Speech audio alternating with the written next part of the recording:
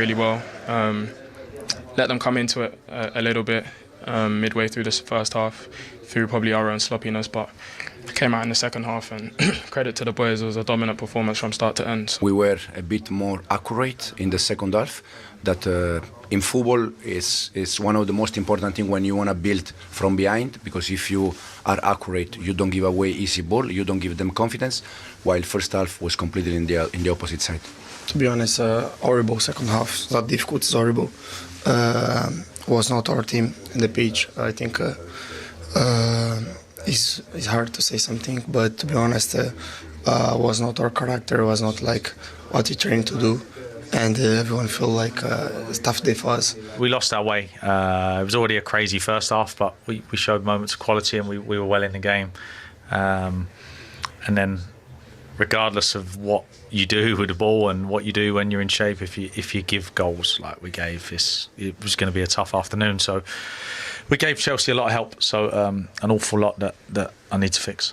There are things that we can improve. The goal we conceded, we can avoid. The second goal was almost finished first half. We conceded an easy free kick that we don't need to do any free kick there. But anyway, it's we can learn many things. There was a little bit of a headline this morning with something that you had inadvertently put out there. What have you got to say about that? No, I just want to say I'm sorry. I didn't mean to offend anybody from Wolverhampton or anyone in general. It was a mistake, and you learn from those things, and hopefully nothing like that happens again. Let's move on from whatever's been going on Instagram and focus about what went on the pitch, because as anybody who does score a hat-trick is, he was fantastic today. He was. He clearly didn't allow for, his comments before the game affect his start to the game, because I thought certainly himself and Cole Palmer, right from the off, just set out their intentions. You can see here Cole Palmer more central, really good positioning. But Madueke, I think that, the way he just drove at the defender made it really hard for Noni there, whether to take him on his left or his right, and he looked quite comfortable. Here you can see him again trying to get himself the ball into the box. One thought when he gets into those areas, can I get a shot away? And he was at it all afternoon, but I really like the link-up between himself and Cole Palmer, and you'll see here he gets himself to an area. Again, fullback doesn't know to let him inside, outside, and he puts the ball into a really good area, but Cole Palmer's just not able to adjust his feet in time. But this was a different side to it. Well, this is the link-up. This was a great connection between the two all afternoon. Again, when he gets it, his only intention is to carry the ball forward and gets a really good free kick. But this was a different part of his game. He showed a really good attitude here, which we haven't seen much of. A little bit scruffy, thinks he's lost possession, but then gets away, and one thought in his mind again, and that is to carry the team up the pitch.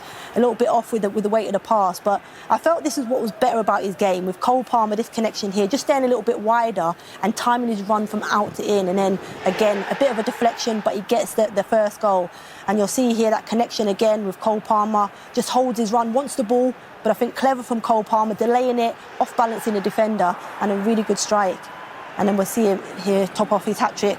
And I thought this is the pick of them all. I think the touch there, just to settle himself and compose it. He could have took it first time, but I think the fact that he composed himself and put it away, he had a really, really good afternoon. Do you find it in the modern game, in that he's comfortable on both feet and he's direct? Yeah, I was surprised by it. I thought he was predominantly left-footed. And Noni obviously thought that as well, and he was showing him down that right-hand side. But the fact that he was comfortable going left and right and putting the ball into good areas. I mean, 3 goals off his weaker foot this afternoon. I think fullbacks now are going to analyse him a little bit different in the future games. Right. I'm not asking you for your opinions on different Midland cities, otherwise you might get us all cancelled in the space of 3 minutes. Right. We've looked at a couple of individuals there, but there's a bigger tactical picture at play here. Yeah, I think the way that Man City approached the game and the way that Wolves approached the game were completely different. And I think we're starting so much negativity around Chelsea at the moment. But I think we show here now just what Chelsea are trying to do. And under the new management with this set of players, they can do really well. So if you see against City here last week, City condensed the middle of the pitch. They realised, look, we're not at full strength yet. Let them go around us. And you can see everything that City did pushed Chelsea back and made them go, right. And Chelsea, to be fair, were a bit negative in this game. It's against City, so, new style, all of that. But as you can see, everything here is really good from City. Here now, in the middle of the pitch, I thought Fernandes was playing a little bit out of position, but Savinho could have easily gone outside and allowed that. You'll see in the next clip that we showed, that's on all day. They could have been a little bit braver there, but they don't. Because it's City, they're a little bit nervous, a bit passive, and you heard the manager say that they felt it was a bit different. But today, people in their right positions, look at the run from Fernandes, he opens it up, now allows the middle of the pitch, but where Palmer is, it allows for this to go right there. Now the holding midfielder has had to finish at centre-half because he's panicking of where Palmer is at all times. Now look, he could give the ball to Palmer if he does. Nui's thinking, right, do I need to come inside or do I stay outside? And every time he was out, and that's just one occasion, this happened all the time. Look, every time the middle of the pitch was open, and this is how Maresca's trying to get them to play. Overload the midfield, and again, Palmer's positioning every time just makes the defender think, where should I be? Ant Nori's thinking, look, do I go? Where's he going? It gets him now, and this is what I like. He doesn't run outside there. He goes into positions where he can score goals. And again, this bounces back, and it just comes back to him by being in that penalty area. But this is them at their best. If we're just going to take it through slowly here, you see Palmer, he starts to come down, the defender starts to come with him. And what happens here, and I think this is why they've signed Dewsbury Hall, because he knows the system. Look at the run that he makes, just pause it there. The centre-back goes, should I go with Palmer, should I not? The right-back comes in, and now what we call in football now, everyone jumps late. So now Chelsea are in a position where they've always got an extra touch on the ball, an extra body. Here now, look, the two centre-halves are really wide. Palmer could run in behind, he's in between everybody. What it does, it just drags everybody out, and he takes a perfect second touch there just to kill the game. And then now, Joao Felix, all that space, all of this is based on Cole Palmer's movement. And I think just with the talent that they've assembled, this could be a really, really frightening team if they get it right. Or in some of those situations, Cole Palmer not doing that much movement, but just making sure he stays where the space is. Absolutely, but being cute enough to stand still. Everyone now is on stats and running and all that, but sometimes the best thing you can do is stand still, and I think he was excellent today. And I know Madueke gets the plaudits for the goals, but he was fantastic today. I think, you know, as a midfielder, the worst thing to defend, obviously when the ball's on one side of the pitch and you're two holding midfield, you have to come across. You have to protect your partner in that midfield area. And what Cole Palmer did well was work the opposite side. And it makes it really difficult for a midfielder or a centre-half to jump out and pick you up. And I thought he did that really well all afternoon. And then just the final one on that. Obviously, they're not as brave against Manchester City as they were against Wolves. The next stage of the development, be brave against whoever they play, presumably. Absolutely, but I think the change with the two wingers was different as well. He had two wingers that were running and willing to run in behind. And I think we're against Chelsea, a lot of... Cole Palmer's on the right, against Man City, sorry. Cole Palmer wanted the ball, and Cuckoo wanted the ball. They kept coming to feet, so it was all in front. For any defender, when people keep running that way, it just makes the game so much more difficult. From a Wolves perspective, concede 6 at home to Chelsea, there will be an element of panic from some people. I suppose the key, and you look at their first 10 games here, Opta have analysed these first 10 games, and they reckon it's the hardest start for any team in the Premier League. So patience is going to be required until we get to the clocks going back. Yeah, and I think if you look at, you know, their run of games in those 10, I think that they will suggest that's right. Away to Arsenal, then they're at home to Chelsea. So they've got Newcastle in there, Forest away, Derby. So they've got Villa away, another Derby, Liverpool. So they've got a lot of tough games. But I think they have to be patient. I think they can take a little bit from what Bournemouth did last season in them opening 9 games. Didn't get many points from it, but then had a really good end to the season. And the positive is they've got goal scorers. It looks like they've got goal scorers. They've got 2 that they can rest their goals, their Premier League survival on. I thought these 2 were really good today. I worked the first game when they was at Arsenal. I didn't think they had much going forward, but Cunha coming in looks better. These 2 essentially play as 2 strikers. They're not doing that, but Cunha's always in and around off the big man. The big man does a lot of selfless running. That was called offside. But if you see, they're always willing to run. As we just spoke about with Chelsea, they're running this way, making the defenders back off. And they were just lively. They were game. They didn't care that they were playing against Chelsea. And this is a great finish. I think the keeper dives a little bit early, but we'll give him the benefit of that. It's a good finish. But just look, with the big man being there, it gives Cunha all the space to get in there. And this is a great defensive block. I don't think that gets talked about enough. But they're in there, and these 2 are going to be key for Wolves staying up. 100 million out, 30 million spent.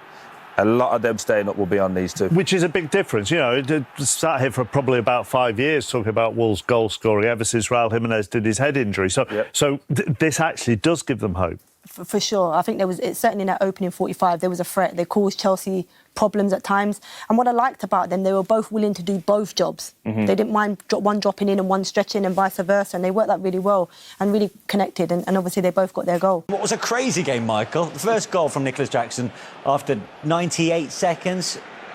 From then on, Wolves just kept coming back until the second half. Yeah, it was. It was an incredible game, brilliant to watch. Chelsea go 1-up, Cunha equalises. Goal of the game, arguably here, Cole Palmer. When it dropped, you just knew that was going to hit the back of the net. You knew what was going to happen. He was going to float it over the goalkeeper. But then Wolves bit back again to make it 2-2. Chelsea will be disappointed. There was 6 people against 3 there on the edge of the 6-yard box. But then after that, Glenn, Chelsea went into overdrive. Yeah, the young winger, right winger with the left foot actually, gets a hat-trick, in 14 minutes, which was quite incredible. And that's the difference. They were given a lot of space. You give good players like Palmer space, and they're going to hurt you. And he just becomes the assister. Madueke again goes on that right foot this time.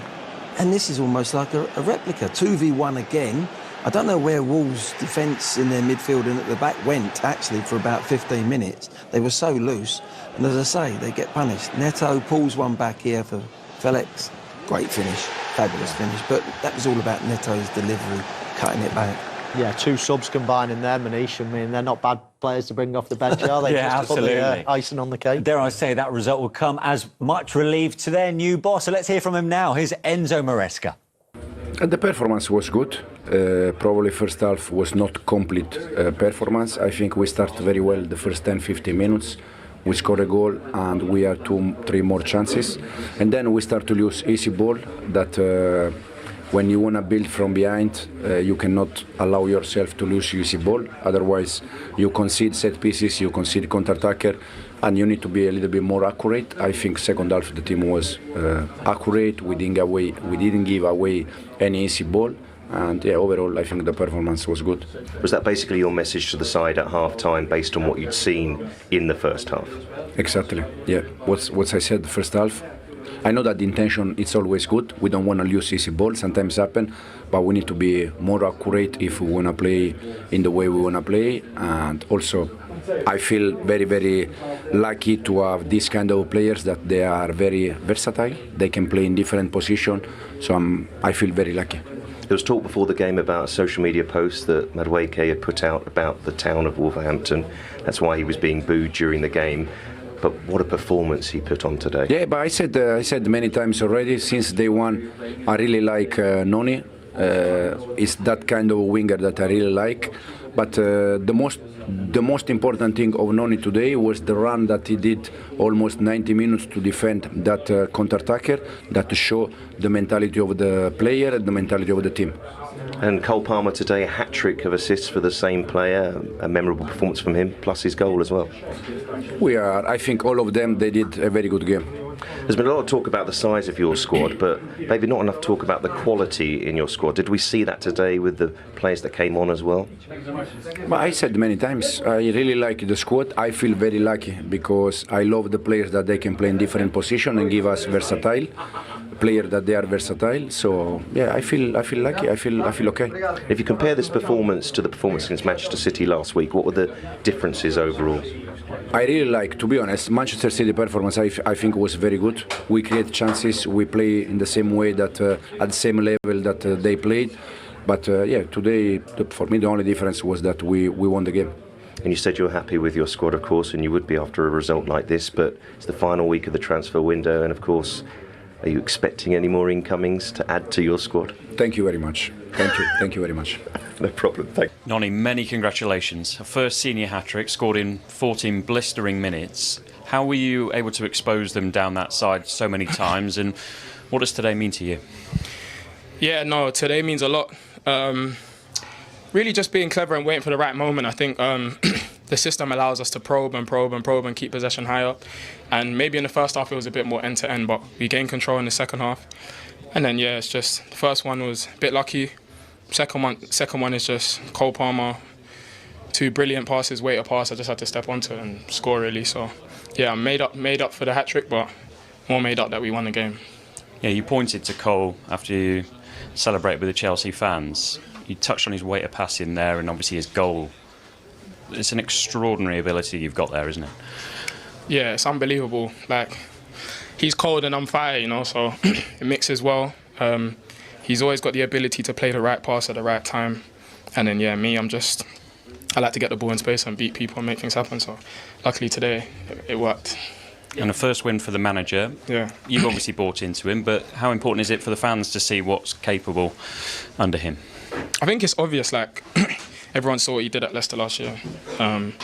The way he's mad about his approach, like, about the little details. And, yeah, I think you see that as, even in the first game versus City, there were some nice patterns of play, some good patterns of play. We probably just couldn't finish, but today we were clinical. So, yeah, all in all, it's a great day for him. I'm happy that he's got his first Premier League win for Chelsea. And, yeah, we go into midweek in Geneva. Just finally, there was a big smile on your face when you took your first touch as the boos rang round Molineux. Can I ask what you think of Wolverhampton now? No, listen, I just want to apologise to anyone that I might have offended. It's just a human mistake, it's an accident. Wasn't meant to be out on my socials like that. Now, I'm sure Wolverhampton's a lovely town, and yeah, listen, I'm sorry. But in terms of the boos, yeah, I expected it, but you know, that's part of the game. You have to be able to play under that type of pressure, so it's all right. I appreciate it. Thanks for your time, well done. Top man. It's our way. It was already a crazy first half, but we showed moments of quality and we were well in the game.